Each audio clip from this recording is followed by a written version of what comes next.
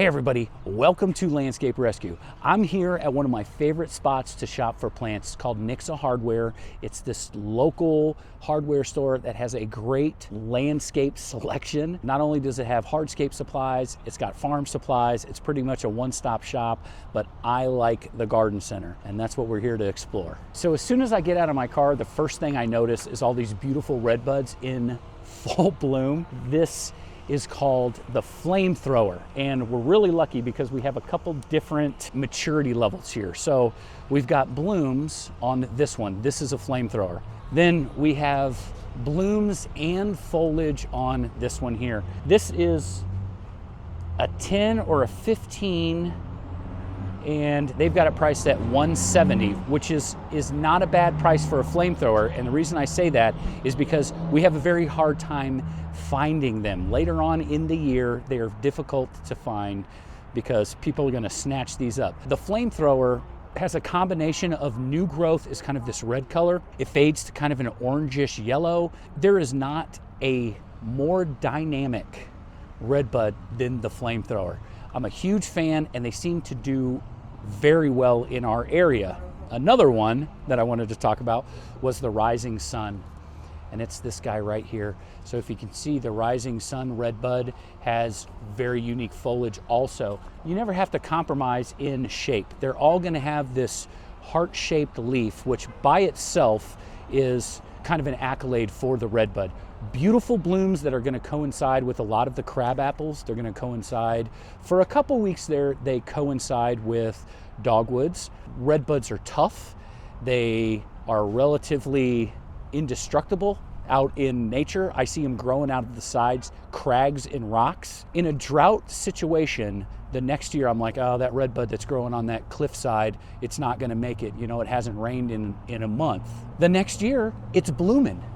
And I always, there's a couple redbuds in my local area that I'm absolutely in love with, and I watch them every year, and they're wild redbuds.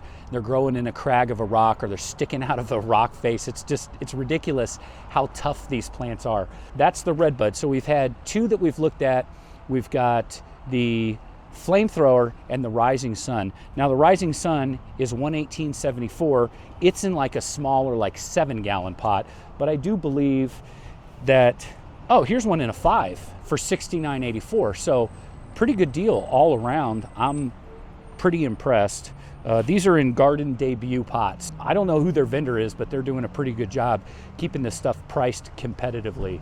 And when I say competitively, I mean competitively priced with wholesale nurseries. I am somewhat demoralized. I came to this nursery not only because it's my favorite nursery to kind of poke around in, but I'm really disappointed. I was looking for a weeping cascading peach that just didn't make the cut, and I wanted to show it to you. Look up a cascade weeping peach.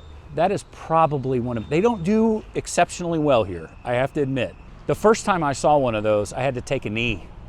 That's how good looking that tree is. What a beautiful tree. And unfortunately, I can't find it. This is not a wasted trip because I got to talk to the general manager of the place, and I'm really excited to be here right now. Let me show you this real quick. This is a Sargent crabapple. Look at this guy.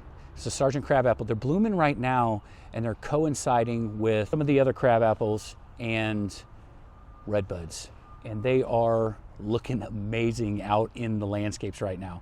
So this is a Sargent crabapple. Now, crabapples, this one is in a 5-gallon container, and it's $59.94, it looks like, which is not a bad price. Sargents always sell very well because they really show up. They've got a pretty good work ethic. We know how flowers work. Flowers will go to seed basically once they've been pollinated, right? They get the right amount of pollen, they're gonna shrivel up, and then they're gonna go to seed. See these little pink buds? They haven't fully opened. It's adding value, but it's not ready to get pollinated yet.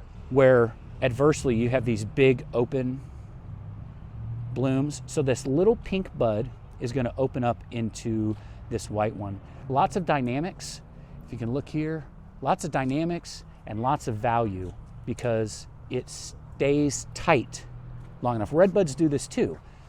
You feel like you're getting a longer bloom time because the blooms have good value before they open all the way up and therefore get pollinated. That's a good point for me to bring up for the crabapple accolades.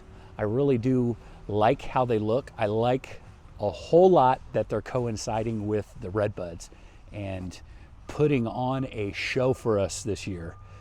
Wow. I love plants. Like I said, this is going to be a pretty short video. I just wanted to pop in real fast and see what they had, and I'm very impressed. This is the place I bought those autumn colors Rudbeckia and those Irish eyes, and that was like in the infancy of this channel. So I keep on popping back in here because I'm buying a couple of flats of those. You want to talk about a plant with a good work ethic? Autumn colors Rudbeckia blows my mind. That thing is so pretty. So we're gonna have to do a video about that when I can get a hold of some of them. Even when I worked at Site 1, we couldn't find them anywhere. I mean, I had actively been looking for those and I could not find them. I said, when we bring these in, if we can find them, I want 150 of them because we're gonna sell them all that same day. I mean, they're that pretty. A little unorthodox from what we're used to seeing from Rudbeckia, right?